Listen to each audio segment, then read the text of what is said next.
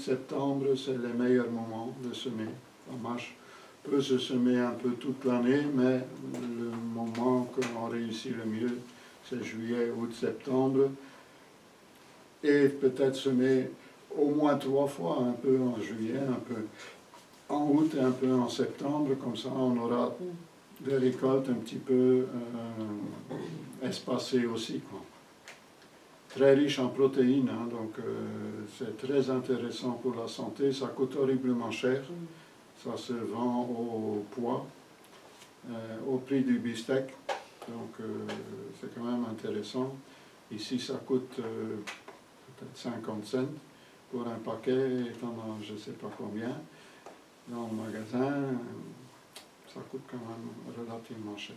Les grosses graines, donc surtout ceux de Hollande, qu'on a l'habitude de mettre dans les plus grandes feuilles, sont très bonnes avant les gelées.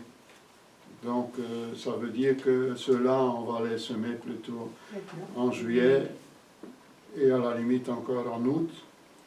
Ou on va les semer pour mettre dans la serre froide pour l'hiver. Donc là, il fera moins froid. Et c'est la fine graine, donc les autres, vont très bien pousser aussi, mais il y a un petit peu moins de récolte et le goût vient plutôt après les gelées. Donc ceux-là, on va préférer les laisser dehors et mettre plutôt la grosse graine dans une serre froide ou sous tunnel, etc. Il faut quand même un espace assez aéré, parce que sinon ils attrapent assez vite l'oïdium, donc le blanc. À ce moment-là, une fois passé à l'eau, ça aide souvent. C'est parfois la sécheresse qui fait ça, la chaleur et la sécheresse. Quand on sème maintenant, il faut quand même mettre un endroit à moitié abrité du soleil, quoi, mi-ombre. Donc il n'y a pas les grosses chaleurs de début d'après-midi. Un peu de soleil au matin, un peu de soleil au soir. Donc là, on trouve un endroit avec des légumes un peu plus haut, éventuellement. Donc chacun il doit un petit peu chercher dans son jardin. Garder assez humide, c'est parfois un peu capricieux. Ils lèveront quand ils ont envie de lever parfois. Hein. Mais garder humide, dans le temps on disait mettre aussi éventuellement des sacs de jute au-dessus, arroser sur les sacs et tout ça.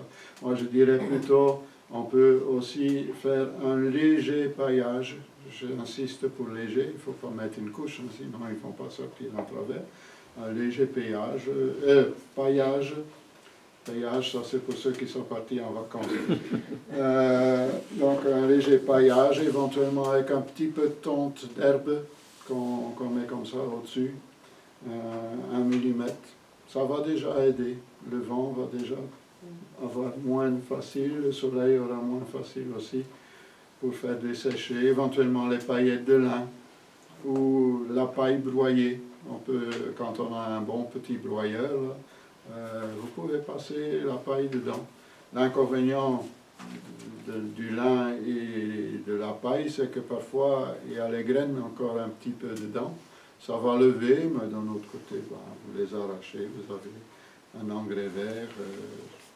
Ça a 10 minutes de travail en plus, mais ça ne coûte pas très cher. Surtout pour le lin, si on va là où on vend des choses pour les chevaux, parce que maintenant il y en a qui paillent les tables, l'écurie plutôt, avec les paillettes de lin. Donc voilà, récupérer éventuellement les fumiers alors aussi, hein, pour le jardin, ça peut être que bénéfique. Et alors on va couper les grandes feuilles, donc il ne faut pas nécessairement arracher les plantes des mâches.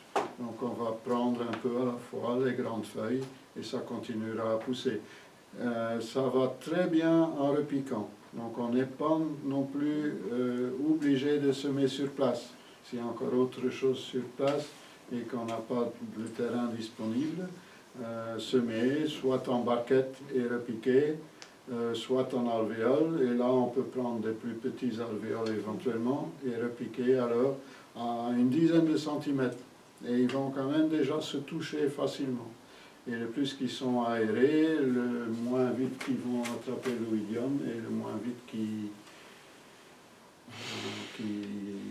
vont devenir un peu malades, quoi, hein. Donc c'est une maladie à champignons. Et je dis, une fois arrosé à la pomme, mettre sur l'arrosoir, ça peut limiter les dégâts quand même. Le pourpier, ça c'est quelque chose qu'on a peut-être moins l'habitude de mettre. Ça ne dérange pas qu'il fait sec, peut-être pas pour lever, hein, mais par après. Et en plein soleil. Donc ça c'est quelque chose cette année-ci qui vont peut-être manquer, mais qui sait.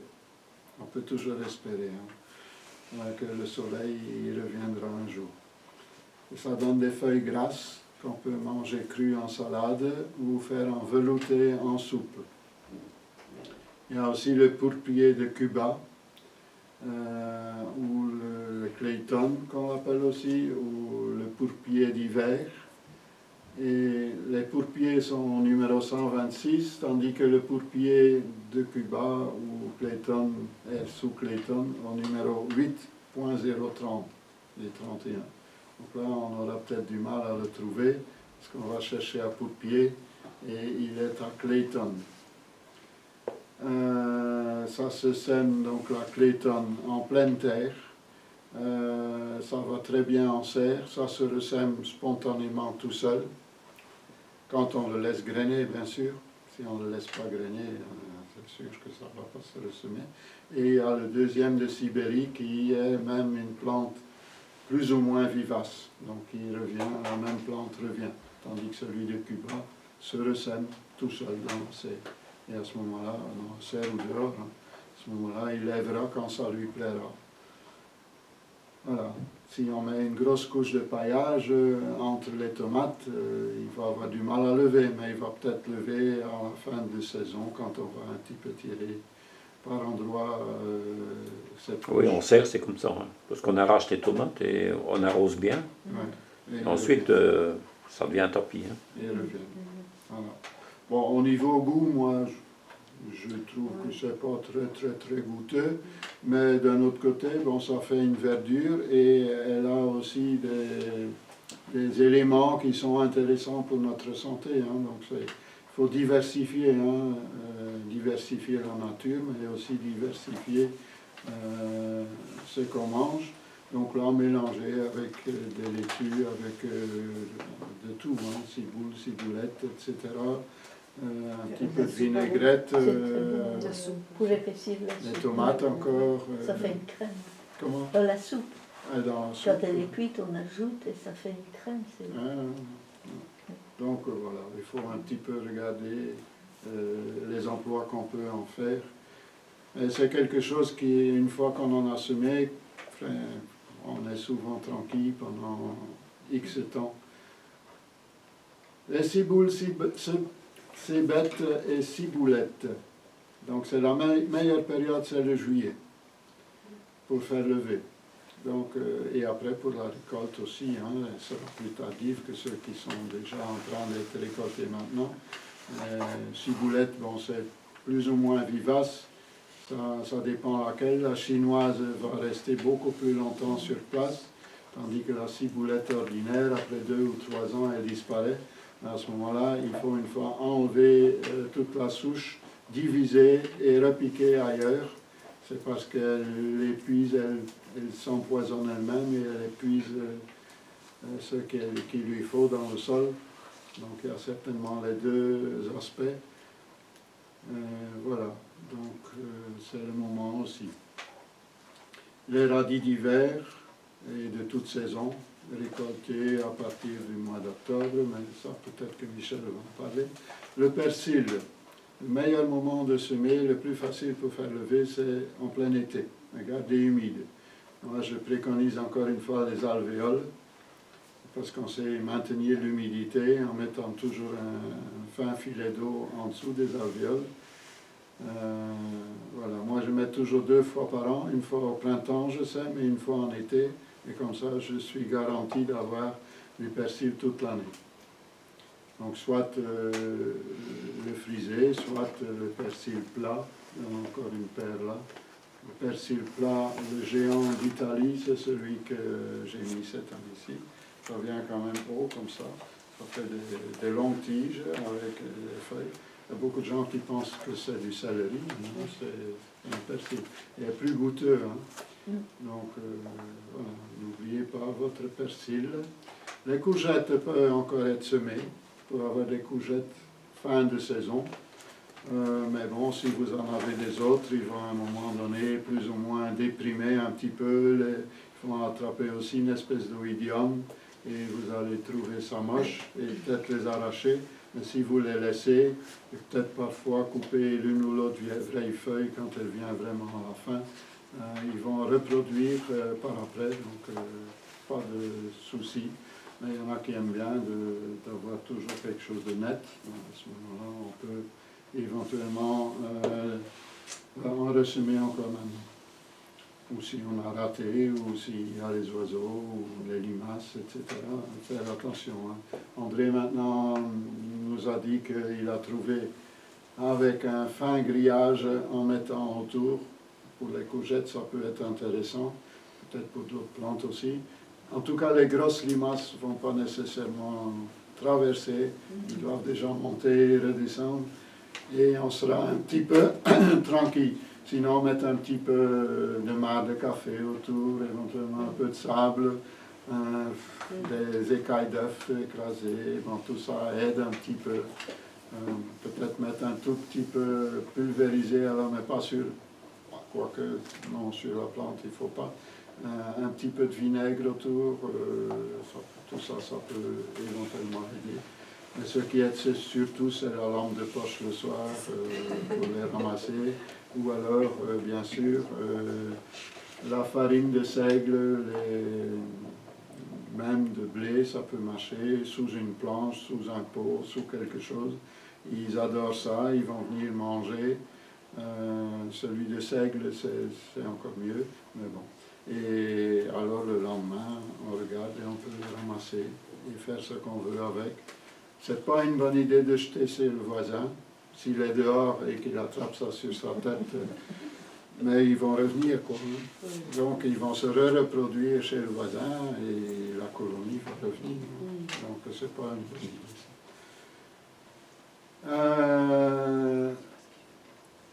Quelque chose en dehors des semis, après je reprends les semis, pour une fois diversifier aussi le cours. Les tomates et les céleris rares, il y a beaucoup de gens qui font l'erreur de cueillir beaucoup de feuilles. Il ne faut pas faire ça. Les feuilles sont indispensables pour la photosynthèse. La seule chose qu'on peut faire, c'est les feuilles qui traînent au niveau du sol, qui pourraient attraper le mildiou ou autre chose pour le céleri. Éventuellement et qui jaunissent, ceux-là on peut couper, mais les autres laissez-les pour avoir un maximum de photosynthèse qui va faire que vous allez avoir des plus belles tomates et surtout avec un meilleur goût et des plus grosses têtes de céleri. Le céleri n'est pas donné à tout le monde d'avoir des grosses têtes, hein. C'est quand même une plante qui adore être bien nourrie, surtout au départ. Ne donnez pas trop d'azote une fois que commence à avoir les boules. Parce qu'après, vous risquez que l'azote les affaiblit, fait pousser très fort, mais les affaiblit, et qu'il y a une pourriture qui s'installe. Donc, au départ, oui, peut-être un purin d'ortie, mais un purin de consoude, c'est mieux. Parce que ça contient plus de potasse que d'azote, voilà. Donc il y en a quand même qui retiennent, hein. C'est bien. Un mélange, c'est bon aussi, hein. Maintenant, de plus en plus aussi, on travaille avec des marcs de café. Bon, c'est quand même aussi assez azoté. Mais bon, quand on a un trop de café, parfois on fait trop de café. Maintenant, avec les dosettes, on dose plus facilement par tasse, quoi. Mais quand on fait encore à l'ancienne, ils disent, bon, il faut faire tremper, il faut faire sécher la mare, il faut faire tremper pendant 24 heures. Si vous avez un peu trop de café dans votre thermos, videz-le dans votre eau. On peut donner directement, mais videz-le dans l'arrosoir avec de l'eau, donc ça va se diluer, ça va aller aussi. Et l'autre, on peut l'étendre entre les plantes qui sont parfois attaquées par les limaces, ça va déjà aider un petit peu. Ça acidifie un peu le sol aussi, hein. Si on a un sol fort acide, c'est pas la meilleure solution, on acidifie un peu davantage. Mais pour un sol ordinaire, c'est pas grave. Il faut voir les doses aussi, hein. Pour une famille de 2, 3, 4 personnes, on n'aura jamais des doses que pour un home de personnes âgées qu'on a dans des seaux par semaine. Parce que je dis ça parce que je connais quelqu'un qui habite à côté du home et qui récolte toutes les mares de café. Donc lui, il en a en quantité énorme, et il y a peut-être des gens qui nous écoutent ou qui sont ici, qui travaillent dans un home ou un hôpital, qui ont l'occasion d'avoir. C'est bien, mais bon, pour alléger le sol, on dit aussi, mais tout ça c'est théorie, hein. Là, il faudra des brouettes, et alors on acidifie quand même le sol, mais un peu, mélanger dans le compost, ou mettre dans le tas de compost si on fait encore un tas, ou jeter comme ça au-dessus du jardin. Il ne faut surtout pas jeter à la poubelle. Ça fait plein de déchets supplémentaires, parce que les vôtres, c'est pas beaucoup. Mais quand tout le monde il le fait, ça fait des énormes quantités, hein. Et je pense que sur Moucron, si tu devrais récolter toutes les mares de café, tu en aurais... Dans un coin du jardin, si les mettre là au-dessus de l'autre, les retrouver de temps en temps. Oui. Même dans le compost, et jeter comme ça, si ça ne vous dérange pas pour la vue. Et moi, parfois, alors, les filtres qui sont vidés, quand j'ai une plante, parfois les limaces, ils montent même, hein, surtout au printemps, au tuteur. J'attache le filtre qui a été utilisé. Et rien que l'odeur, déjà, ça ne les intéresse plus trop. Peut-être à ton grillage, là, attaché un petit... C'est quelque chose en plus, quoi. Hein. Alors, les semis, le mésophylle, c'est les feuilles de navet qu'on dit. Ça ne gèle pas. Ça donne beaucoup de verdure, et les jeunes feuilles peuvent se manger en salade et les autres éventuellement dans la soupe, et comme ça ne gèle pas, donc l'hiver aussi on a encore une fois de la verdure différente. C'est aussi une crucifère, donc de la famille du chou, donc qui contiennent des choses importantes pour notre santé. Pas oublier les navets, bon, Michel va sûrement en parler après aussi. Hein. Même la mésophylle, si tu la laisses pousser au printemps, des petites bouboules. Hein. Une petite bouboule. Mais c'est plus intéressant le navet quand même, je trouve. Et là, Michel, je vais laisser l'exclusivité à Michel pour en parler. Alors, les chicorées, scaroles et endives frisées gèlent à partir de -1, -2. Donc, c'est le moment de semer, c'est le moment, donc, par après de les repiquer. Donc, souvent, on ne sème pas sur place, on sème soit en baquette, soit, encore une fois, en alvéole, pour les repiquer après. Donc il faut savoir que si jamais ils gèlent tôt, il faudra les protéger. Sinon, il faut se rabattre un peu, c'est pas exactement la même chose, mais sur les chicorées sauvages. Les chicons, donc les huitlauf, comment on dit encore en France? Ça c'est trop tard. Les endives, ça c'est trop tard. Hein. Parce que endive en flamand, c'est tout ce qui est chicorée, souvent on appelle ça des endives. Ce qui résiste mieux, c'est aussi le pain de sucre. Lui, il résiste mieux au gelé, surtout s'il est jeune. S'il est déjà bien formé, il risque de geler quand même. S'il n'est pas trop gros encore, il y a des chances qu'il survit, même à une gelée un peu plus puissante.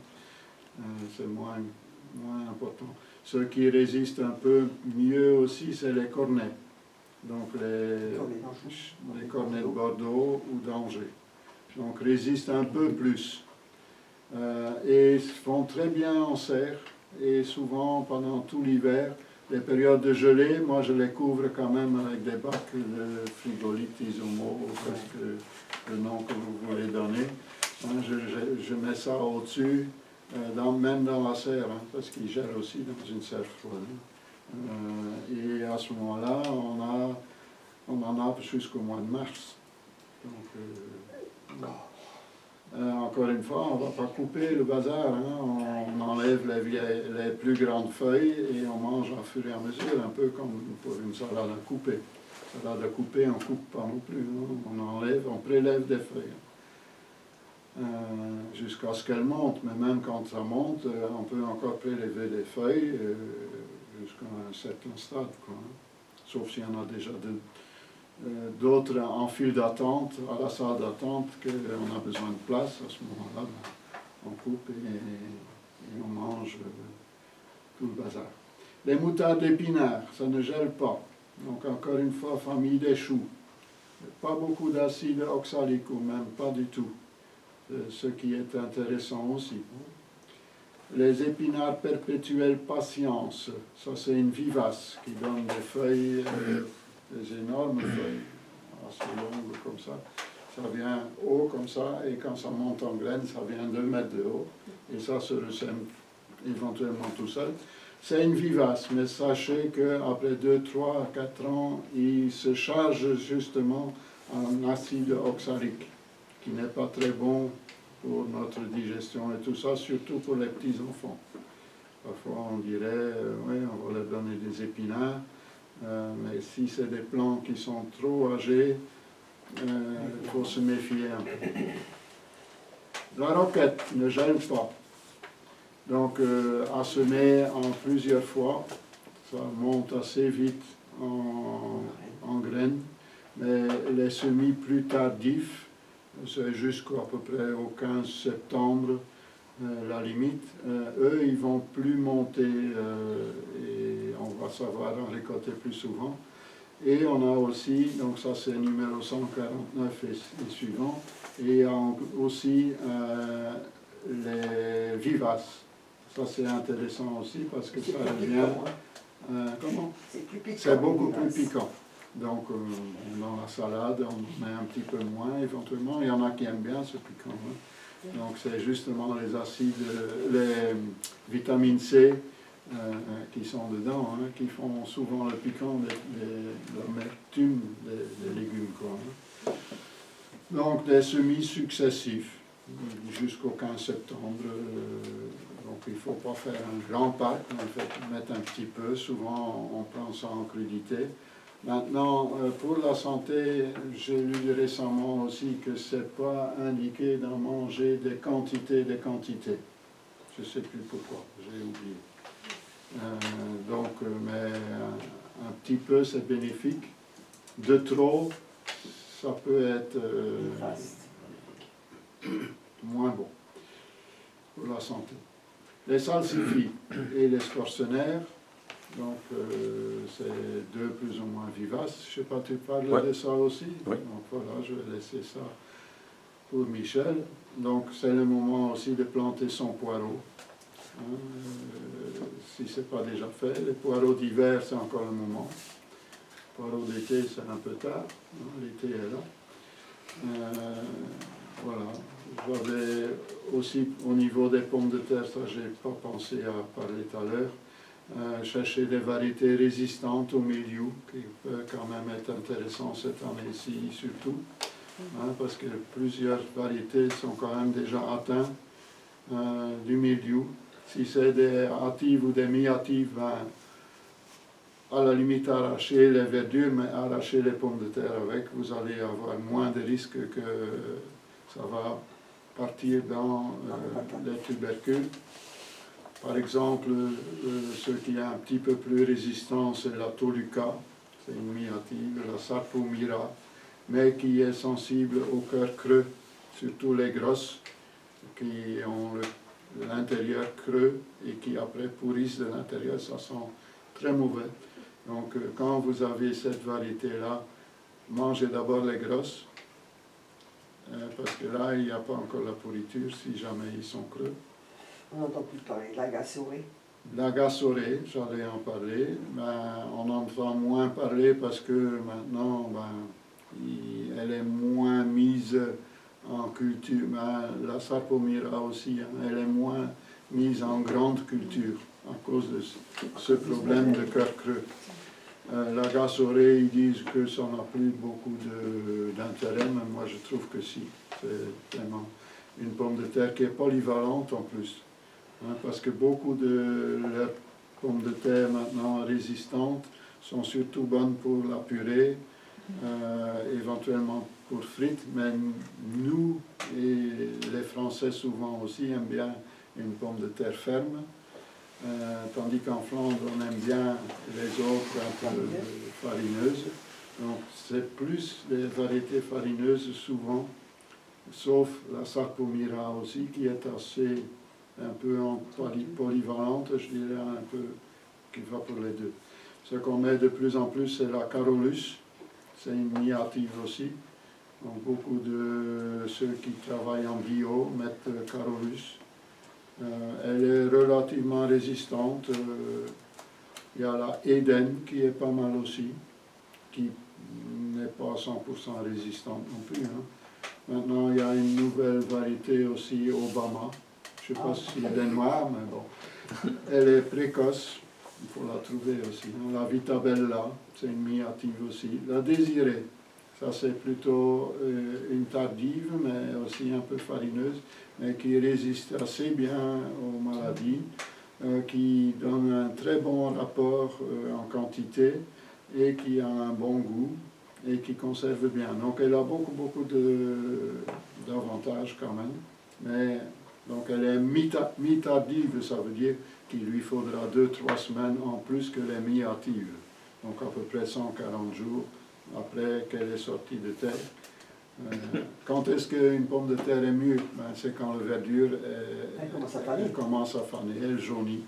Donc si elle n'est pas du tout attaquée par le mildiou, on peut même les laisser, ils vont continuer à grossir un peu, et si on n'a pas besoin du terrain, sinon c'est le moment de les arracher, un petit peu laisser s'évaporer, je veux dire, un petit peu, il y en a qui laissent en plein champ, moi je les mettrais quand même à l'ombre, mais peut-être au vent,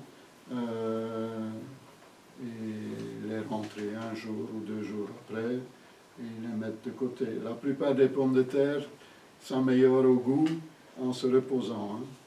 Donc les primaires, bien sûr, on va les manger tout de suite. Et les autres, laissez-les un petit peu reposer. Si vous n'avez pas le besoin de les manger tout de suite, ils seront meilleurs. Il y a maintenant Juliette aussi, qui est une myative. Il y a Jeannette. Bon, ils vont sortir tous les noms. La Charlotte est quand même une ferme. Elle est ferme. Elle est plus ou moins résistante. Mais bon, elle attrape quand même aussi le mildiou.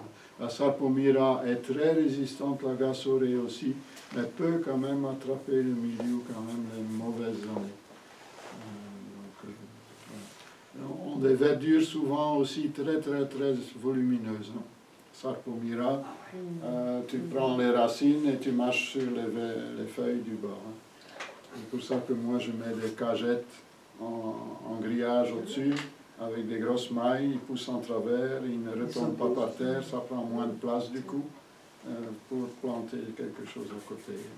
On se débrouille comme on peut, avec ce qu'on a. Voilà, je vais laisser la parole à Michel.